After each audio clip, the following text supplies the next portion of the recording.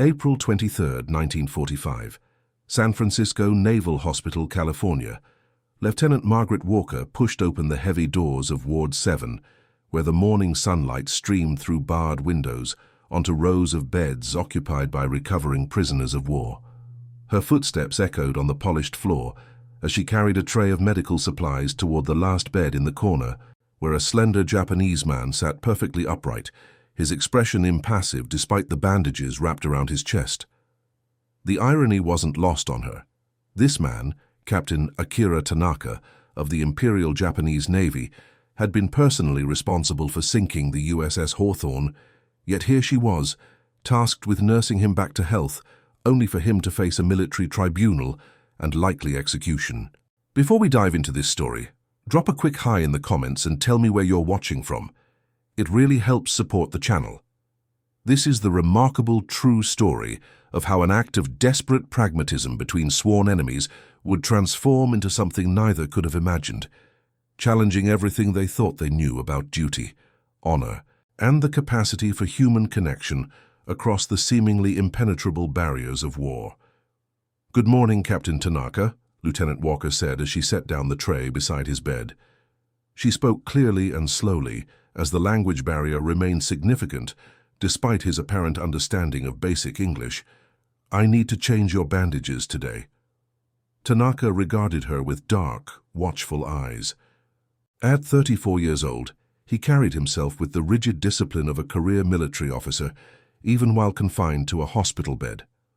3 weeks earlier, he had been pulled from the Pacific Ocean after his submarine was depth-charged by American destroyers. Unlike most of his crew, he had survived, though with 3 broken ribs, a punctured lung, and severe dehydration. "Thank you." "A lieutenant," he replied in accented but precise English. His voice was soft yet formal, betraying nothing of whatever emotions might lie beneath. Margaret, 27 years old with auburn hair tucked neatly beneath her nurse's cap, had been assigned to Tanaka's care after 2 other nurses had requested transfers, uncomfortable with treating an enemy officer. She had lost her brother at Pearl Harbor, but believed her oath as a nurse transcended the boundaries of nationality. Still, she maintained a professional distance as she began unwrapping the bandages around his torso. "Your wounds are healing well," she observed, noting the diminished inflammation around the surgical incisions. "Dr. Phillips will be pleased." "When will the questioning begin again?" Tanaka asked, his eyes fixed on a point beyond her shoulder. Margaret's hands paused momentarily. "I believe the intelligence officers will return tomorrow. They've been giving you time to recover."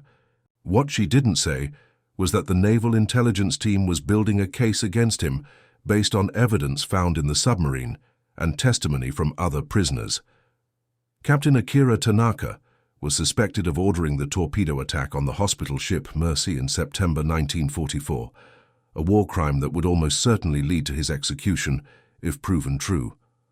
Across the hospital grounds, in a wood-paneled office with views of the Golden Gate Bridge, Commander James Sullivan reviewed the file on his desk, labeled Tanaka A. POW Intelligence Assessment. Sullivan, a 45-year-old career naval officer with a background in law, had been tasked with preliminary evaluation of high-ranking Japanese prisoners before formal charges were filed. "What do we know about him?" "Lieutenant," Sullivan asked his aide, a young intelligence officer named Robert Chen, "Captain Akira Tanaka, submarine commander, Imperial Japanese Navy, graduate of their naval academy, top of his class, married but wife died in the Tokyo firebombing last month. No children. His submarine, the I-374, was responsible for sinking 4 Allied vessels that we can confirm, including the USS Hawthorne with 342 casualties." Sullivan nodded gravely. "And the Mercy?" "Circumstantial evidence puts his submarine in the vicinity when the hospital ship was torpedoed. We've recovered partial logs, but they're damaged. The surviving crew members claim they don't know or that they were following orders."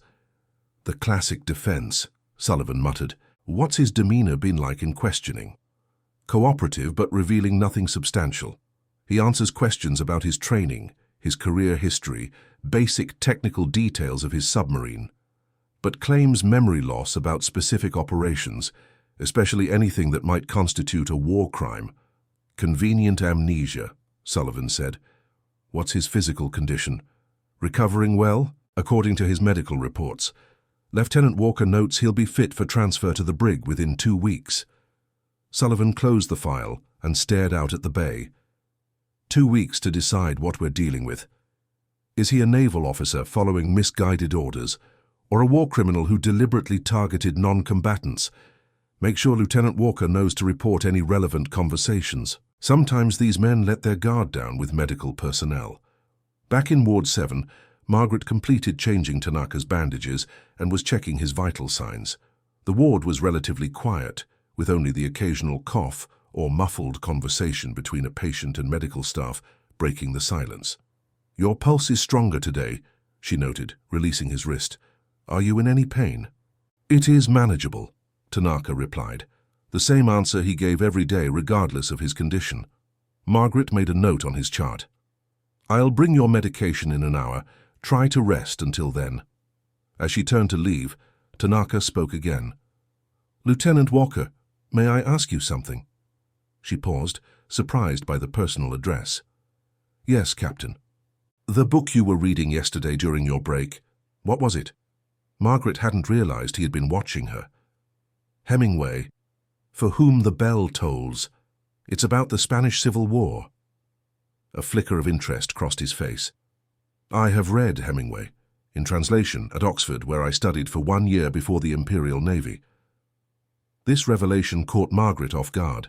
His file mentioned nothing about education in England. You studied at Oxford. English literature, 1932 to 1933, before relations between our countries deteriorated. For the first time, Margaret saw Tanaka as something more than an enemy officer, a man with a past, with interests and experiences beyond warfare. The realization was unsettling. Perhaps tomorrow I could bring you something to read, she offered, immediately wondering if she was overstepping protocols. Thank you, he said with a slight bow of his head. That would be most kind. The next morning, Margaret brought Tanaka a copy of Steinbeck's The Pearl, a slim novel that wouldn't violate regulations against providing prisoners with potentially dangerous objects. When she handed it to him, their fingers brushed momentarily, and she noticed how his hands, though bearing the calluses of military service, moved with a scholar's delicacy as he accepted the book. The hospital library isn't extensive, but I thought you might enjoy this, she said. Tanaka examined the cover with genuine interest. Thank you. It has been many months since I have read anything but tactical reports. That afternoon, 2 naval intelligence officers arrived to question Tanaka. Margaret was instructed to remain present to monitor his condition, but also, she suspected, to observe his reactions. The officers set up a recording device and began their questioning, starting with routine matters before circling toward more sensitive topics. Captain Tanaka, began the senior officer, Lieutenant Commander Wilson, we'd like to discuss your submarine's operations between August and October 1944. Tanaka's expression revealed nothing. As I have stated in previous interviews, I am willing to provide general information about naval operations, but specific mission details would constitute a betrayal of my oath to the Emperor. Wilson exchanged glances with his colleague. Captain, we have recovered portions of your submarine's log. We know the I-374 was in the Philippine Sea on September 12th, the day the hospital ship Mercy was torpedoed. Margaret watched as Tanaka's posture stiffened almost imperceptibly. His eyes remained steady, but she noticed his fingers gripped the edge of his blanket more tightly. Many vessels were operating in those waters, Tanaka replied evenly. The logs may confirm our position, but they do not prove involvement in any specific action. Hospital ships are clearly marked with red crosses and are protected under international law. Attacking such a vessel would constitute a war crime, Wilson pressed. I'm aware of the conventions of war, Tanaka said. If such an attack occurred, it would be a serious violation. However, I have no recollection of encountering a hospital ship during our patrols. The questioning continued for another hour, with Tanaka providing vague or non-committal answers to the most critical questions. Margaret noticed beads of sweat forming on his brow despite the cool temperature of the ward, and his breathing had become slightly labored. Gentlemen, she finally interrupted, My patient needs to rest now. His condition is still delicate and extended stress could compromise his recovery. The officers seemed frustrated but nodded in acknowledgement. We'll continue tomorrow, Wilson said, packing up his materials. As they left, he whispered to Margaret, Remember, Lieutenant, he's not just a patient. Don't let that scholarly manner fool you. After they departed, Margaret checked Tanaka's vital signs again. His pulse was racing, and his skin felt clammy. You should lie down, she instructed, helping him adjust his position. I'll get your pain medication. When she returned with the medicine, Tanaka was staring at the ceiling, his composure visibly shaken for the first time since his arrival. They will execute me, he said quietly as she administered the injection. Margaret hesitated. That's not for me to say, Captain. The investigation is still ongoing. You know as well as I do what happens to those accused of war crimes. His voice remained steady, despite the gravity of his words. I have accepted this fate since the moment I was captured. Something in his resignation touched Margaret unexpectedly. Did you do it? She asked before she could stop herself. Did you attack the Mercy? Tanaka turned to look at her, his dark eyes searching hers. Would my answer change how you see me, Lieutenant? Would it matter to you personally? The question caught her off guard. It shouldn't matter to her personally. He was an enemy combatant, possibly a war criminal, yet somehow it did. The realization was troubling. I believe in justice, she replied carefully, and in humanity, even in wartime. A sad smile crossed his face. Then we share that belief, at least. He closed his eyes, signaling an end to the conversation as the medication began to take effect. Over the next week, a subtle shift occurred in their interactions. Margaret continued to bring Tanaka books, Hemingway's short stories, a collection of Emily Dickinson's poetry, and a volume of Japanese haiku translated into English that she'd found in the city during her day off. Their conversations gradually extended beyond his medical needs to literature, philosophy, and carefully neutral topics, like the geography of California compared to Japan. She learned that before the war, Tanaka had hoped to become a professor of comparative literature. His naval career had been predetermined by family tradition. His father and grandfather had both served as officers. The war had interrupted his academic aspirations, perhaps permanently. In another life, we might have been colleagues, he remarked one afternoon as they discussed Dickinson. You have an analytical mind, Lieutenant Walker. I wanted to study medicine, she confessed, but nursing school was more affordable. And then the war came.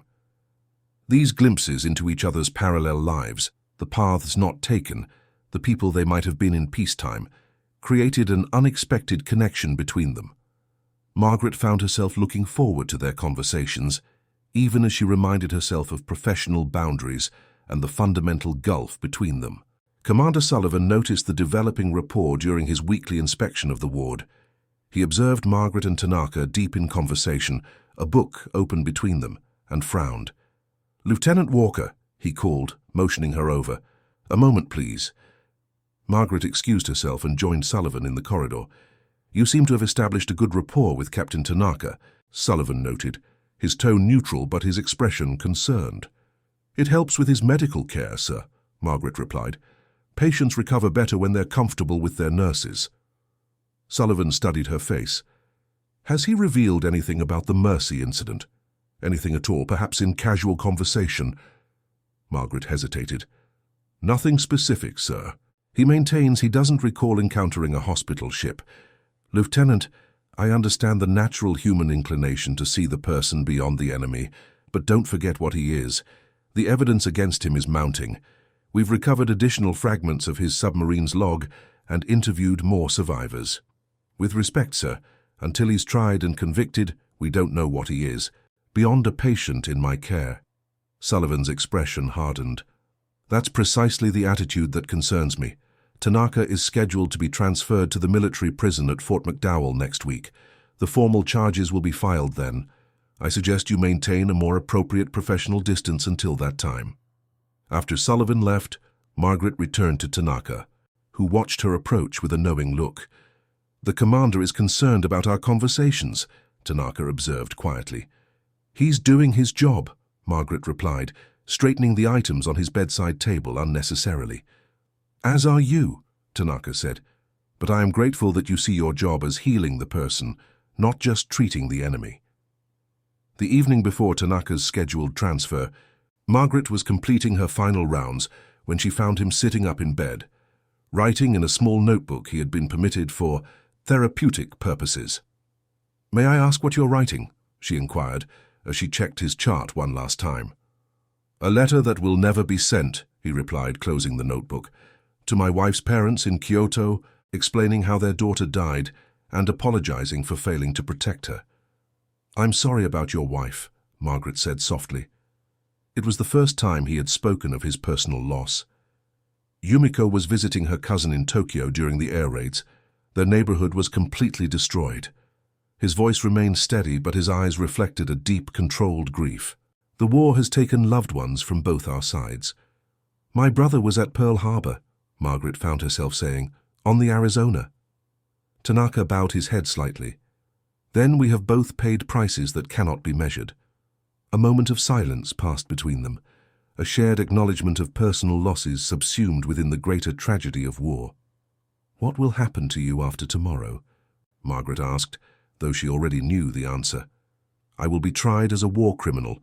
The evidence may be circumstantial, but in wartime that is often sufficient. I have made my peace with what comes next." Margaret felt a strange panic rising within her at the calm finality of his words. What if there was a way to delay the transfer, to give your defense more time? Tanaka looked at her with curiosity. What way would that be, Lieutenant Walker? She hadn't meant to speak the thought aloud. The idea that had been forming in the back of her mind for days was not only professionally inappropriate, but possibly treasonous. Yet she couldn't bear the thought of this man, this complex, educated human person she had come to know, facing a hasty execution. "I don't know," she said finally. "I just think justice should be deliberate, not expedient." That night Margaret couldn't sleep. She paced her small apartment near the hospital, thinking about Tanaka's likely fate. The intelligence officers had found what they believed was conclusive evidence linking his submarine to the Mercy attack, a partial log entry and testimony from a junior officer seeking leniency. By next week, Captain Akira Tanaka would probably be sentenced to death. What troubled her most wasn't whether he was guilty, she had come to believe he might well be, but the context that would never be considered in a military tribunal.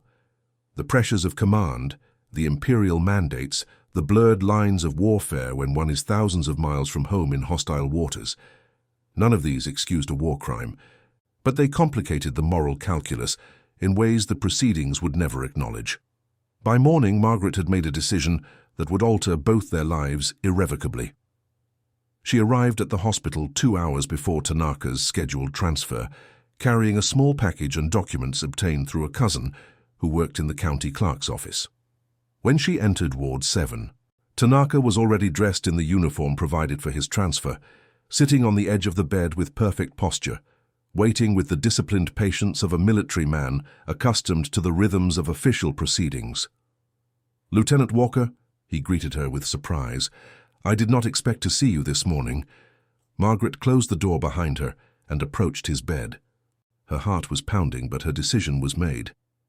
"Captain Tanaka," she began formally, "I have a proposition that you are free to reject. But before I explain, I need to ask you something, and I need the complete truth." He regarded her with careful attention. "Go on." "The Mercy. Did you knowingly attack a hospital ship?" Tanaka held her gaze for a long moment. "No," he said finally. "We received intelligence that an Allied vessel in that location was disguised as a hospital ship, but was transporting munitions. I ordered confirmation before attacking, but visibility was poor. The officer responsible for verification reported seeing gun emplacements. I gave the order based on that information." He paused. "I learned later, through radio transmissions we intercepted, that it had indeed been the Mercy. By then it was too late." Margaret studied his face, looking for any sign of deception. Finding none, she continued. "What I'm about to propose is unorthodox and potentially dangerous for both of us. But it could buy time, Time for a proper defense, for the full context to be considered.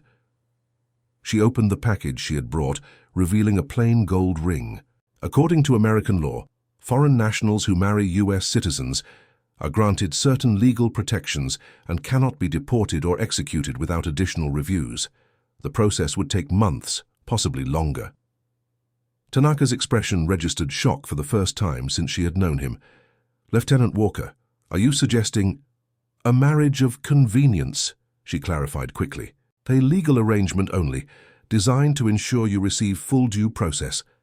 Once the trial concludes, regardless of the outcome, we could annul the marriage." "Why would you risk your career, your reputation for this?" he asked, genuine confusion in his voice. Margaret struggled to articulate her motivations, which weren't entirely clear even to herself. "Because I believe in justice that considers full context. Because I've come to know you as a person, not just an enemy. Because this war has taken enough from all of us." Tanaka was silent for a long moment, his expression unreadable. Then he said quietly, "What you propose is an extraordinary kindness, but I cannot accept such a sacrifice." "It's not a sacrifice," Margaret insisted. "It's a stand for the principles I believe in. The choice is yours, but we have very little time." Outside in the corridor, they could hear voices and footsteps, the detail arriving to transfer Tanaka to Fort McDowell. Captain Tanaka looked at the ring, then at Margaret, his expression shifting from resignation to something approaching hope. It was the first time she had seen that emotion in his eyes. "Lieutenant Margaret Walker," he said formally, "under these extraordinary circumstances, I accept your proposition." With trembling hands, Margaret produced the marriage license she had obtained and placed it on the bed beside him. "Then we should hurry." The footsteps in the corridor grew louder as Tanaka picked up the pen she offered and signed his name on the document, his handwriting precise and elegant despite the circumstances. Margaret signed beneath his name, then slipped the ring onto her finger just as the door to Ward 7 opened. Commander Sullivan entered, accompanied by 2 Marine guards. He stopped short at the sight of Margaret standing beside Tanaka's bed, her left hand now bearing a wedding band. "Lieutenant Walker, what's going on here?" Sullivan demanded, his gaze shifting between her face and the ring. Margaret straightened her shoulders and met his eyes directly. "Sir, I need to inform you of a change in Captain Tanaka's status." She held up the marriage license, her hand remarkably steady despite her racing heart. "As of 10 minutes ago, he is my husband." Commander Sullivan's face darkened with disbelief and fury. "This is outrageous, Lieutenant. This man is a prisoner of war and a suspected war criminal. This—" He gestured at the marriage certificate. "This is completely unacceptable." "With respect, sir," Margaret replied, her voice steady despite her thundering heart. "As an American citizen, I have the legal right to marry whomever I choose, and as the spouse of an American citizen, Captain Tanaka is entitled to certain legal protections, including a full civilian review of any charges before execution can be considered." Sullivan turned to the Marine guards.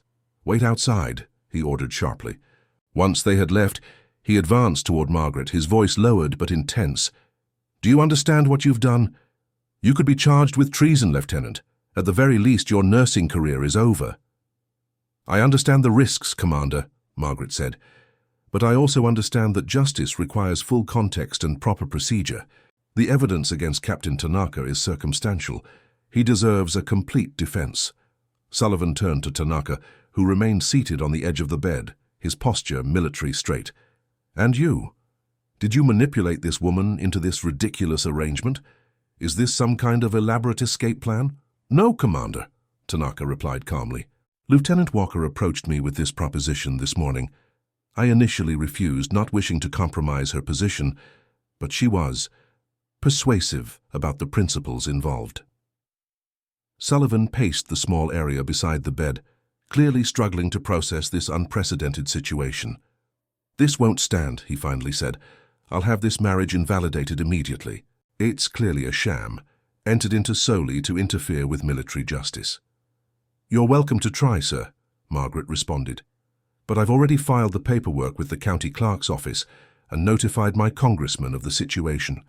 The marriage is legal under California law. What she didn't mention was that her congressman, Representative Howard Miller, was her mother's cousin and had already agreed to make inquiries about Tanaka's case after Margaret had expressed concerns about the hasty nature of the proceedings. Sullivan stared at her for a long moment, then shook his head in disgust. "I never took you for a traitor, Walker. Your brother would be ashamed." The words cut deep, but Margaret held her ground. "My brother believed in American ideals of justice and due process, Commander. I'm not betraying those ideals. I'm upholding them." Sullivan snatched up the telephone on the wall. "We'll see what the hospital commander has to say about this." He dialed furiously, then launched into an explanation of the situation to his superior. Margaret used the moment to look at Tanaka, who was watching her with an expression of quiet amazement. "Are you all right?" she whispered. He nodded slightly. "You are a woman of extraordinary courage, Lieutenant Walker." "Margaret," she corrected quietly. "Under the circumstances, you should probably call me Margaret." A ghost of a smile touched his lips. "And I am Akira." Their moment of connection was interrupted as Sullivan slammed down the phone. "Captain Tanaka will remain here under guard while this situation is reviewed," he announced, his voice tight with controlled anger. "Lieutenant Walker, you are relieved of your duties effective immediately pending an investigation. Your security clearance is revoked. You will surrender your identification and leave the premises under escort." Margaret had expected nothing less. "May I have a moment to speak with my husband?" she asked, the word feeling strange on her tongue. Sullivan checked his watch. 2 minutes. I'll be right outside the door." He exited, closing the door firmly behind him. Once alone, Margaret turned to Tanaka, to Akira. "I don't know how long this delay will last," she said urgently, "but it should give us time to find someone to properly represent you. I have a friend whose brother is an attorney with experience in international law." "Margaret," Akira interrupted gently, "you have already risked everything for me. Why?" She hesitated, searching for an answer that would make sense. "Because when I look at you, I don't see an enemy anymore. I see a person caught in the same terrible machinery of war that has caught all of us. And because sometimes someone has to stand up and say, enough. Enough hatred, enough vengeance, enough treating people as symbols instead of human beings." Akira reached out hesitantly, then took her hand in his. His touch was warm and surprisingly gentle. "Whatever happens," he said softly, "I will never forget this act of humanity. In a time of monsters, you chose to be human." The door opened, and Sullivan reappeared. "Time's up, Lieutenant." Margaret squeezed Akira's hand once before releasing it. "I'll find a way to contact you," she promised, then followed Sullivan out of the ward. By that evening, news of the extraordinary situation had spread throughout the hospital and beyond. Margaret found herself escorted off the premises, her nurse's uniform and identification confiscated, facing an uncertain future. She returned to her small apartment to find a message waiting from her cousin at the county clerk's office. The military was already seeking to have the marriage annulled on grounds of national security. Meanwhile, across San Francisco Bay at the Office of Naval Intelligence, Captain William Harrison, the head of Pacific Theater Intelligence, was reviewing the Tanaka file with growing interest. "Let me understand this correctly," he said to the assembled officers, including Commander Sullivan. "One of our nurses married this Japanese submarine commander to prevent his transfer and execution?" "Yes, sir," Sullivan replied stiffly. "Lieutenant Margaret Walker.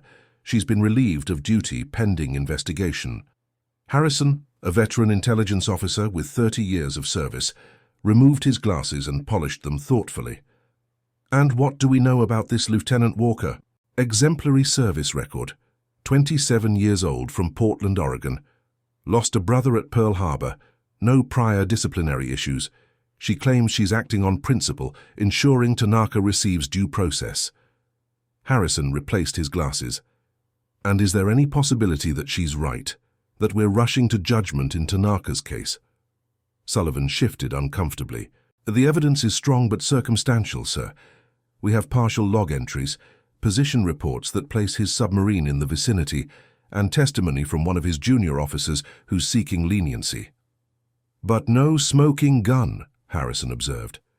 "No direct orders in Tanaka's handwriting, no confession, no absolutely conclusive proof." "No, sir, But in wartime, Harrison interrupted, it's even more important that we adhere to our principles, Commander. Otherwise, what exactly are we fighting for? He closed the file. I want to interview this nurse and Captain Tanaka personally, separately, of course, and get me everything we have on the Mercy incident. Original intelligence reports, damage assessments, survivor testimonies, everything. Sullivan looked stunned. Sir, with respect, this is a clear-cut case. Nothing about war is clear-cut, Commander. 30 years in intelligence has taught me that, if nothing else. Harrison stood, signaling the end of the meeting. The Japanese captain stays where he is for now, and find Lieutenant Walker. Tell her I want to speak with her tomorrow morning. The next day, Margaret sat nervously in a Spartan waiting room at the Office of Naval Intelligence. She had spent a sleepless night wondering if she was about to be arrested for treason, or at minimum, discharged from the Navy Nurse Corps in disgrace. The sudden summons to meet with Captain Harrison had only intensified her anxiety. A young ensign appeared at the door. Captain Harrison will see you now, ma'am. Margaret followed him down a corridor lined with maps of the Pacific Theatre and into a spacious office overlooking the bay. Captain Harrison, a tall man with silver hair and penetrating blue eyes, rose from behind his desk as she entered. Lieutenant Walker, he greeted her, gesturing to a chair. Please sit down. Coffee? No, thank you, sir, Margaret replied. Perching on the edge of the seat, Harrison studied her for a moment, then said, You've created quite a situation, Lieutenant. Your marriage to Captain Tanaka has caused quite a stir up the chain of command. I understand that, sir. Do you? Do you understand that your actions could be construed as providing aid and comfort to the enemy? That's the textbook definition of treason, Lieutenant. Margaret met his gaze steadily. I'm not aiding the enemy, sir. I'm ensuring that an individual receives the fair legal process that our nation claims to uphold. Harrison leaned back in his chair. Tell me why you believe Captain Tanaka deserves special consideration. For the next hour, Margaret detailed her observations of Tanaka over the weeks of his recovery, his education, his reluctant military service, his personal losses, and most importantly, his explanation of the Mercy incident as a tragic error based on faulty intelligence rather than a deliberate war crime. He told you this, Harrison interrupted. That his submarine attacked the Mercy because they believed it was carrying munitions? Yes, sir. He said they received intelligence that an Allied vessel was disguised as a hospital ship.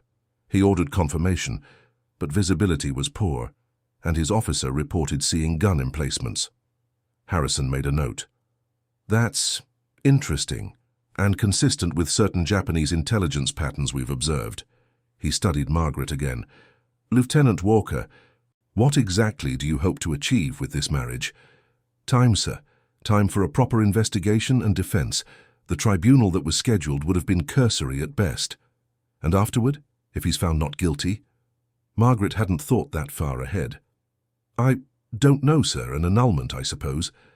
And if he's found guilty but with mitigating circumstances, if the sentence is imprisonment rather than execution, I haven't considered that possibility.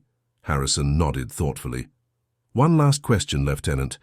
In your professional opinion, as someone who has spent considerable time with Captain Tanaka, do you believe he is a man who would knowingly and deliberately attack a clearly marked hospital ship? Margaret considered the question carefully. No, sir, I do not. He is bound by a different code than ours, but within that code he has his own sense of honor. Harrison was silent for a long moment. Thank you, Lieutenant. You've given me much to think about. You're dismissed for now, but don't leave the city. We'll be in touch. After Margaret left, Harrison summoned his aide.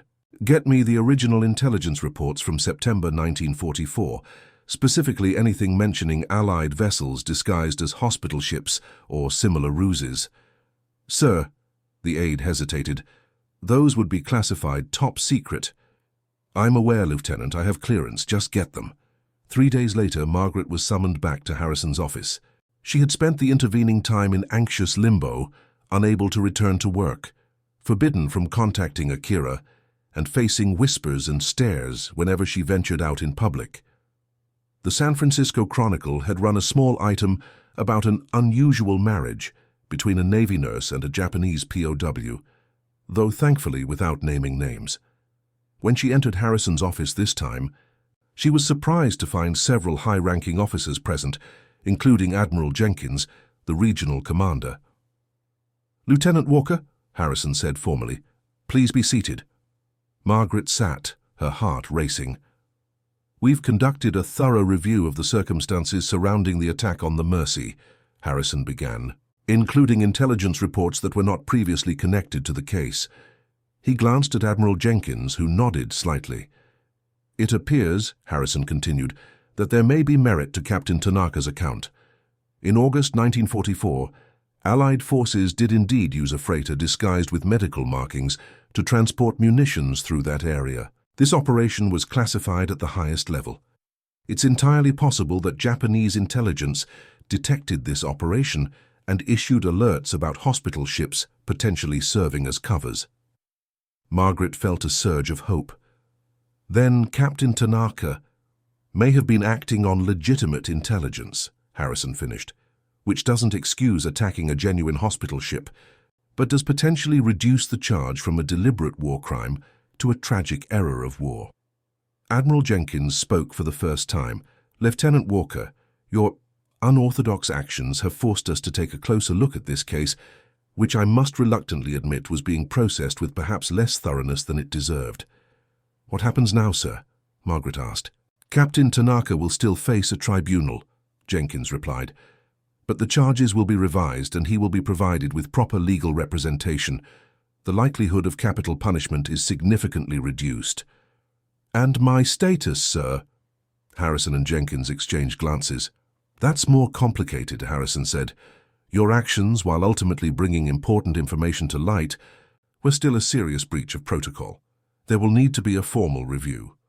"I understand, sir. In the meantime," Harrison added, "you are reinstated to limited duty.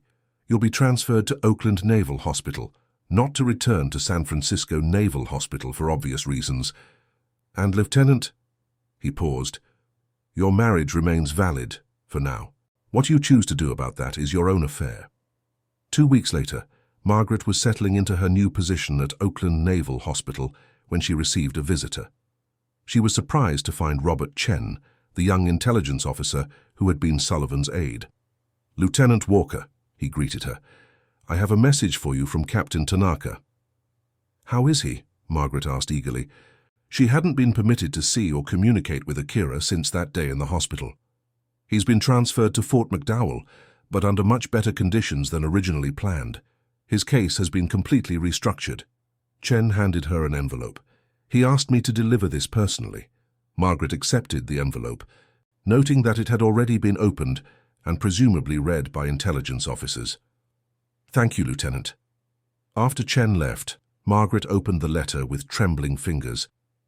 "My dear Margaret, I hope this letter finds you well. I have been informed of the developments in my case and understand that I have you to thank for this second chance. Your courage and humanity continue to humble me. I'm told that my tribunal is scheduled for next month, with significantly reduced charges.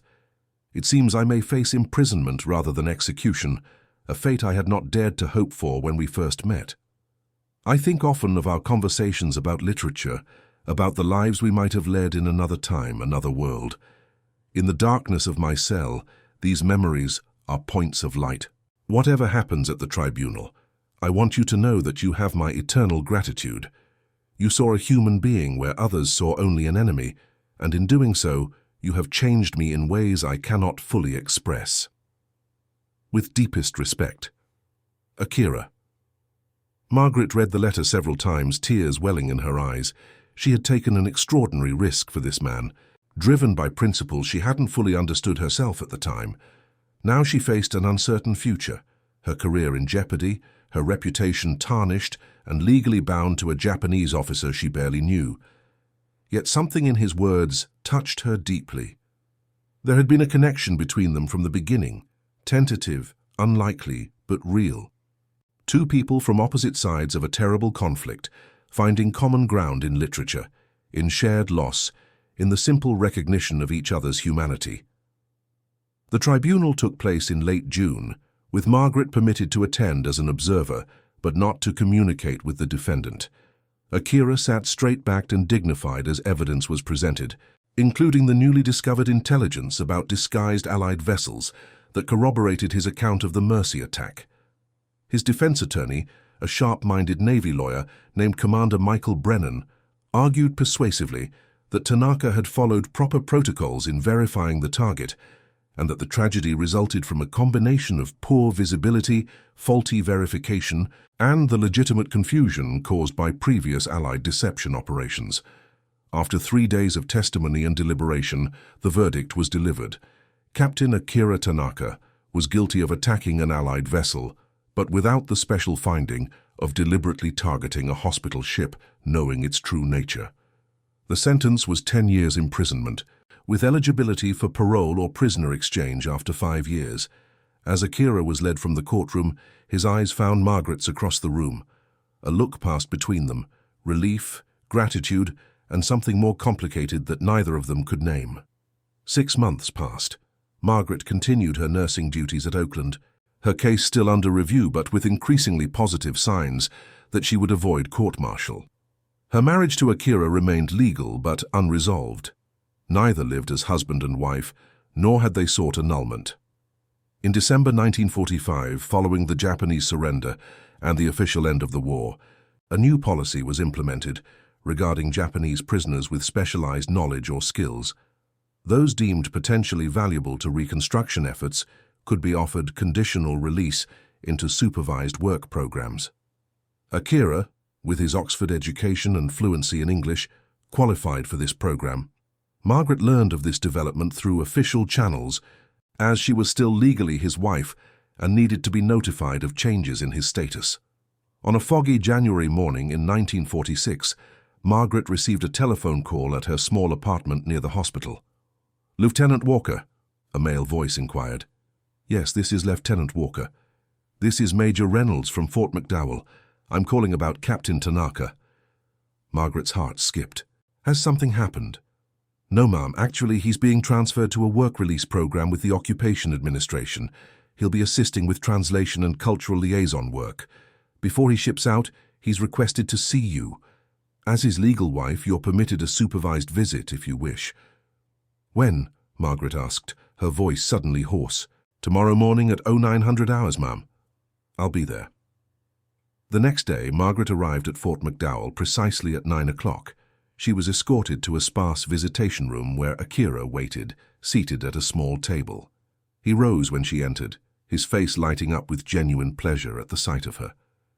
"Margaret," he said softly. "Hello, Akira." They stood awkwardly for a moment, neither quite knowing how to proceed with the guard watching from the corner of the room. "Please sit," Akira finally said, gesturing to the chair across from him. As they sat, Margaret studied his face. He looked thinner than when she had last seen him, but healthier than during his hospital days. His eyes were clear and direct as they met hers. "I understand you're being transferred," she began. "Yes, to Tokyo to assist the occupation forces. My knowledge of English and American literature apparently makes me valuable for cultural understanding." "That's good news," Akira nodded. "It is an opportunity I did not expect, a chance to help rebuild my country in a new image." He hesitated. "I wanted to see you before I left, to thank you personally for what you did, and to discuss our QE situation." "Our marriage," Margaret said directly. "Yes. I assume you will want an annulment now. It would be the sensible course." Margaret had thought about this question for months, turning it over in her mind during sleepless nights. What had begun as an impulsive act of principle had evolved into something more complex, a connection she couldn't quite define but couldn't dismiss either. "What do you want, Akira?" she asked quietly. He looked surprised at the question. "What I want," he began, then paused. "What I want is irrelevant. You saved my life at great personal cost. I cannot ask more of you. That's not what I asked." Akira's composure slipped slightly, revealing a vulnerability she had rarely seen in him. "In truth, I have thought of you every day since we parted. Our conversations in the hospital were the first moments of genuine connection I had felt since before the war began. You saw me as a person, when everyone else saw only a uniform, an enemy. He lowered his voice. If circumstances were different, if we had met in another time, another world, I believe I would have pursued your friendship, and perhaps more. Margaret felt a tightness in her chest at his words. I've thought of you too, she admitted, much more than I expected to. But our countries have been at war. There is too much history, too much pain between our peoples. The war is over, Akira. And yet the wounds remain. Your brother, my wife, countless others. They sat in silence for a moment, the weight of history hanging between them. I leave for Tokyo in 3 days, Akira finally said. I will be there for at least 2 years under the supervision of the occupation authorities. After that, if my service is deemed satisfactory, I may be granted conditional freedom. 2 years is a long time, Margaret observed. Yes. He hesitated, then reached across the table, his hand stopping just short of hers. Margaret, I have no right to ask this, but would you consider writing to me? Not as a legal obligation, but as a friend? Margaret looked at his hand, then at his face. The face of a man who had been her enemy, then her patient, then her legal husband, and now something indefinable but important. I would like that, she said softly, bridging the distance between their hands. As their fingers touched, the guard cleared his throat loudly, reminding them of his presence. They withdrew their hands, but something had changed in the air between them. There is one other matter, Akira said, reaching into his pocket. I was permitted to bring this. He placed a small package wrapped in brown paper on the table, a token of my gratitude. Margaret unwrapped it carefully to find a slim volume of poetry, Japanese haiku translated into English, similar to the one she had once brought him in the hospital. I had it sent from a bookstore in San Francisco, he explained. The guard checked it thoroughly. I assure you. Margaret opened the book and found a handwritten inscription on the first page. To Margaret, who taught me that humanity transcends all boundaries. With deepest gratitude, Akira. Thank you, she whispered, touched by the simple gift. Your time is up, the guard announced. They stood, facing each other for what might be the last time. I will write, Margaret promised. And I will answer, Akira replied. They did not embrace or shake hands. The guard's presence prevented such contact, but their eyes held a promise that transcended physical touch. As Margaret left Fort McDowell that day, she felt a strange mixture of sadness and hope. The future was uncertain, their connection tenuous and complicated by history and circumstance. Yet something had begun between them. Something neither had anticipated when she first entered Ward 7 as a nurse, and he as an enemy prisoner. Over the next 2 years, letters traveled between Oakland and Tokyo, crossing the vast Pacific that had once divided them as enemies. Their correspondence began formally, cautiously, but gradually evolved into deeper sharing, thoughts on literature, observations about the changing world, and eventually personal feelings and hopes for the future. In the spring of 1948, Margaret received a letter containing unexpected news. Akira had been granted early release from supervision due to exemplary service. He had accepted a position at the newly reformed Tokyo University, teaching English literature, the career he had dreamed of before the war intervened. At the end of the letter he wrote, "With my new position and status, I find myself at a crossroads. Our marriage, begun as a legal maneuver in extraordinary circumstances, has never been truly tested as a relationship between two people who care for one another. Yet through our correspondence, I have come to know you, your mind, your heart, your spirit, in ways that transcend our unusual beginning. I will understand completely if you wish to proceed with an annulment. You have your career, your life in America, and I would never ask you to sacrifice those things. But if you are willing, I would like to propose another path. Come to Tokyo, visit for a month or however long you wish. Let us discover if what has grown between us through these letters might flourish in person. Whatever you decide, know that you have forever changed my understanding of what is possible between people, even those divided by war." Margaret sat with the letter for days, weighing her options. Her position at the hospital was secure now. Her actions during the war ultimately vindicated when the full circumstances of the Mercy incident came to light. She could choose the safe path, annul the marriage, continue her career, perhaps eventually meet someone with whom she shared a less complicated history. Or she could take a leap into the unknown. 3 weeks later, Margaret stood on the deck of a transport ship entering Tokyo Bay, watching the Japanese shoreline come into view through the morning mist. She had taken a 6-month leave of absence, packed 2 suitcases, and embarked on a journey that defied all conventional wisdom and social expectations. On the dock below, a solitary figure waited, straight-backed, dignified, but with an unmistakable air of nervous anticipation. As the ship docked and passengers began to disembark, Margaret spotted him searching the crowd, his eyes finally finding hers. Akira Tanaka, once her enemy, then her patient, then her legal husband, and now perhaps something more, smiled and raised his hand in greeting. Margaret Walker, who had once risked everything for a principle and discovered a connection she never expected, smiled back and descended the gangway toward him. What began as an act of desperate pragmatism, a marriage to prevent an execution, had transformed through time, distance, and the persistent human capacity for connection into something neither could have imagined on that fateful morning in Ward 7. As Margaret reached the bottom of the gangway, Akira stepped forward and bowed slightly, then extended his hand in the Western tradition. When their hands met, the touch was both familiar from their brief contacts years before and entirely new. The beginning of a relationship formed not under the pressures of war, but in the fragile peace that followed. "Welcome to Tokyo," Akira said softly. "Or perhaps I should say, welcome home, Mrs. Tanaka." Margaret's smile deepened. "We'll see," she replied, her tone warm with possibility. "We have time now to discover what that means."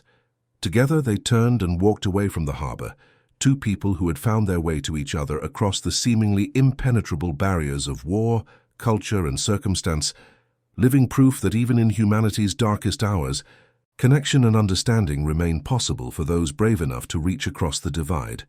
And that concludes our story. If you made it this far, please share your thoughts in the comments. What part of this historical account surprised you most? Don't forget to subscribe for more untold stories from World War II, and check out the video on screen for another incredible tale from history. Until next time.